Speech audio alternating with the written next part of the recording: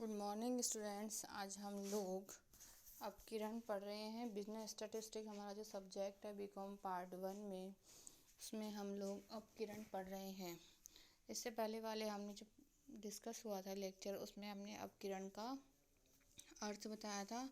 आज हम लोग देख रहे हैं कि अपकिरण का क्या महत्व होता है। अपकिरण से हमें जो भी किसी समग्र श्रेणी में है उसके बिखराव संबंधी समस्याओं का पता चल जाता है। आर्थिक सामाजिक क्षेत्र में आय व संपत्ति के वितरण की असमानताओं का माप व तुलनात्मक अध्ययन करने में अपकिरण बहुत ही उपयोगी सिद्ध होता है।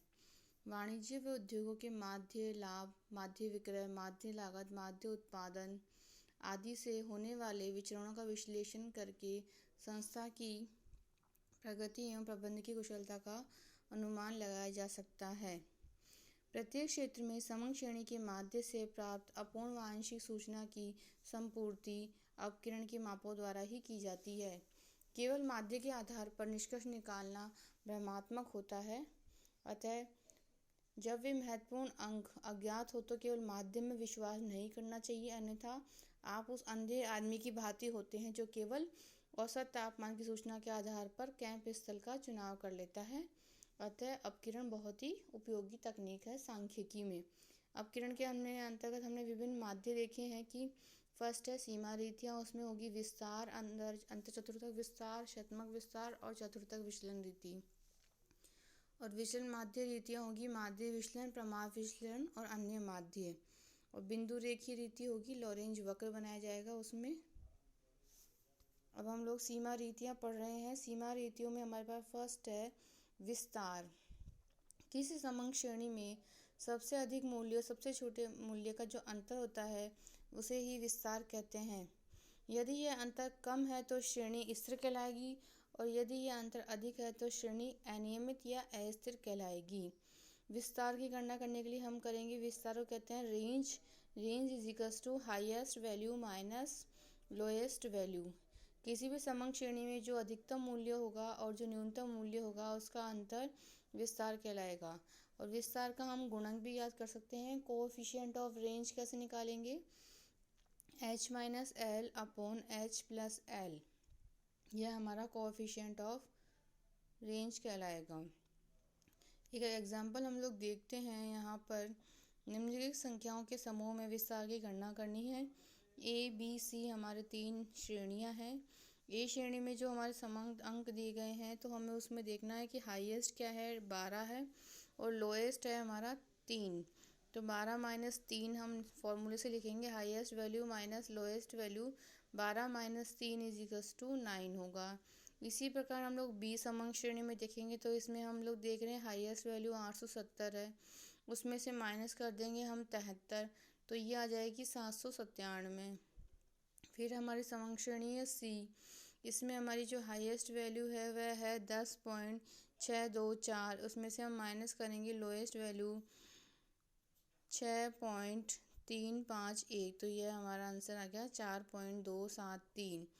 इस प्रकार यह हमारा रेंज निकल गई है। और कोएफिशिएंट ऑफ रेंज निकालनी हो तो फर्स्ट वाले ए श्रेणी में निकालेंगे हम h minus L upon h plus L, 12 minus 3 upon 12 plus 3, ये आ गई हमारे 0.60। इसी तरह बी में निकाल लेंगे 870 माइनस 73 अपॉन 870 प्लस 73, तो ये आ गई है 0.85। इसी तरह सी में निकाल लेंगे 10.624 माइनस 6.351 अपॉन 10.624 प्लस 6.351, तो यह हमारा आ गया 0.25। अतः विस्तार गुणांक ए का 0.60, बी का 0.85 और सी का 0.25 है। इस प्रकार स्पष्ट है कि बी में विचरणता सर्वाधिक है और सी में यह न्यूनतम है।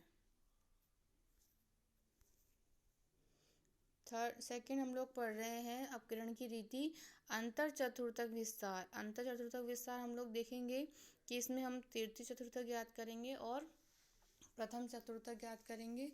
तृतीय चतुर्थक और प्रथम चतुर्थक के अंतर को ही अंतर चतुर्थक विस्तार कहा जाता है। इस माप के अंतर्गत माध्य की 50% मदों के मूल्य को ही ध्यान में रखा जाता है। इसकी गणना करते समय आवर्तियों को महत्व दिया जाता है, जबकि विस्तार में आवर्तियों को ध्यान में नहीं रखा जाता। यह इस प्रकार ज्ञात करेंगे। Interquartile range is equals to Q3 minus Q1। Q3 is equals to upper quartile और Q1 होता है लोअर क्वार्टाइल। इलस्ट्रेशन देख रहे हैं हम लोग। निम्नलिखित समंकों से अंतर चतुर्थक विस्तार हमें ज्ञात करना है। ये हमें वेट दिए गए हैं। यहाँ पे हम श्रेणी में इन्हें रखेंगे तो 1 2 3 4 5 6 7 8 9 10 11 12 13 14 15 हमारा सीरियल नंबर हो गया। अब इसमें हम लोग वेट अरेंज कर देंगे।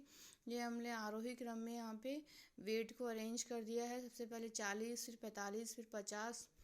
इसके बाद हम इसका Q1 निकालेंगे और Q3 निकालेंगे। Q1 निकलता है वैल्यू ऑफ n+1/4 आइटम होता है।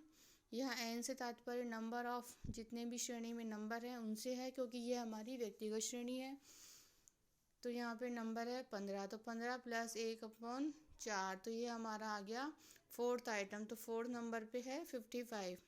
इसी तरह Q3 निकालेंगे तो उसका फॉर्मूला है वैल्यू ऑफ 3n+1/4 आइटम। तो ये हमारा हो गया 12 नंबर पे निकालना है, हमें देखना है। तो ये हमारा आंसर है 82।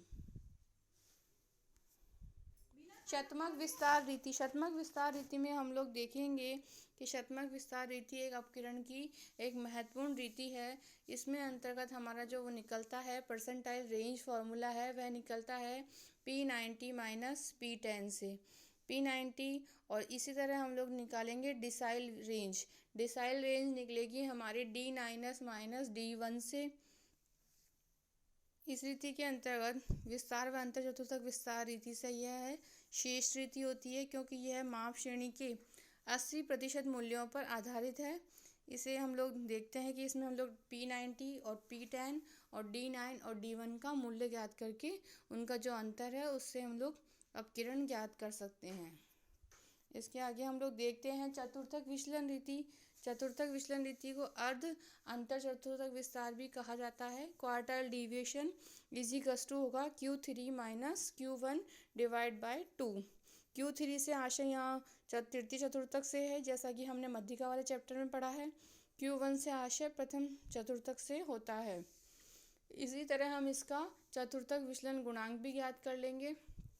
कोएफिशिएंट ऑफ क्वार्टाइल डिविएशन होगा Q3 minus Q1 upon 2 upon Q3 plus Q1 divide by 2 is equals to हमारा ये फॉर्मूला बन गया है Q3 minus 1 upon Q3 plus Q1। तो इस बार स्टूडेंट्स हम लोग ये अपकिरण की रीतियाँ पढ़ रहे हैं। हमने यहाँ पे 4 रीतियाँ पढ़ ली है। आगे हम दूसरी रीतियाँ पढ़ेंगे नेक्स्ट चैप्टर में। Okay, thanks student.